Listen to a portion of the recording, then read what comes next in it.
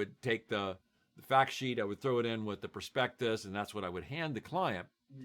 And then I would have another copy in my presentation binder. Now, obviously, today, I'm emailing all that stuff, but nonetheless, it's got all the details for them, and that's what they mean by that.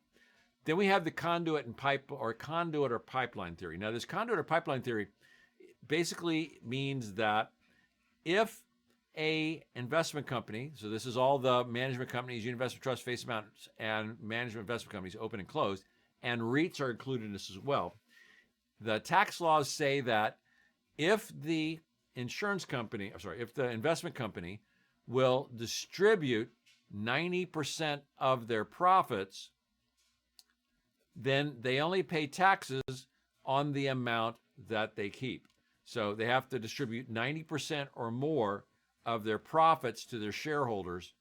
And in that case, then they only pay taxes on the amount that they keep. If they don't, let's say they only distributed 89%, then they would get taxed on the entire thing. And that creates basically triple taxation. And what do I mean by that? Well, the triple taxation would be that the amount of money that was made, all the profits that are made, are taxed to the corporation. Then they're taxed to the shareholder, even though it's a lower rate, they're still taxed. And then they're taxed again a third time, if it's that, right? So by distributing 90%, they avoid potentially triple taxation, having to pay taxes on all the profits that they distributed. That's called the conduit or pipeline theory. All right. Now, there's a section here on annuities and variable annuities, and I'm going to skip that because I'm assuming that you understand that stuff. If you start missing insurance questions, then we got some problems. All right? Like, what have you been doing for the last year? Yeah, really. So, educational plans, 529s. Now, 529s, please note that those prepaid tuition, like the Florida prepaid tuition, are technically 529 plans. And it's just a way to save for college education. The big thing about it is that the money comes out income tax free. The contributions are gifts, so it moves the money out of the donor's asset base for estate taxes, but it's income tax free for the child. Okay? Now, if somebody was to take money out for a non-educational purpose, like taking money out of an IRA, there's a 10% penalty, right? Unused balances can be transferred to a family member. And they have a new thing. Now, I don't know if you'd be testing on this, but they have a new thing is that you can take the money out after age 65 without a penalty as well. So if, for somebody that's been gifted that money, they wait till age 65 and if they don't use it all up.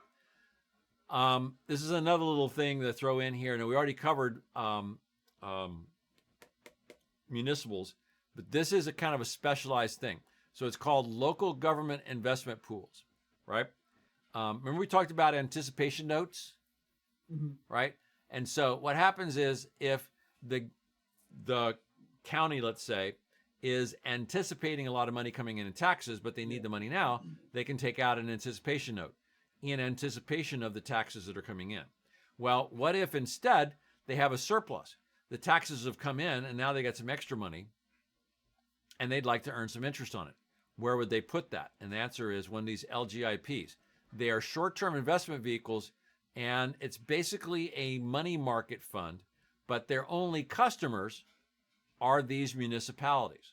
It's a place specifically for municipalities to park their money short-term and earn some interest. And so they're not required to register with the SEC. No prospectuses are created, but they do have to have what's called information statements, and those are filed with the SEC, right? Their only customers, once again, are government entities rather than retail investors. And then we have ABLE accounts. Now, ABLE accounts are like 529s for people that have a physical or mental disability, right? And so basically somebody can contribute to this like they would an educational account, and the money comes out tax-free. And it can be used for, living expenses and caring for the child or the adult, now that they're not able to support themselves. Okay? All right. Then we have a direct participation program. Now, there's a range of direct participation programs, but the only one that comes up on the test is this thing called a limited partnership. Okay? Now, limited partnerships are a type of direct participation program, and they're really only the ones that are going to be seen on the test. And so, what is a limited partnership? Well, with a limited partnership, this is a way for basically general partners to raise money. A lot of real estate ventures are done this way. So you can imagine building or buying an existing apartment complex would take a lot of capital. So how does somebody do that? Well, what they would do is they would form a limited partnership. Now, the general partners are running the day-to-day operations. They're the ones that are managing the apartment complex. They're operating it. They're doing the day-to-day work to make it profitable, right? They are not allowed, the general partners have an unlimited liability. They're personally liable for the losses. They cannot compete personally with the business, borrow money from the business, or commingle their own assets with the partnership funds.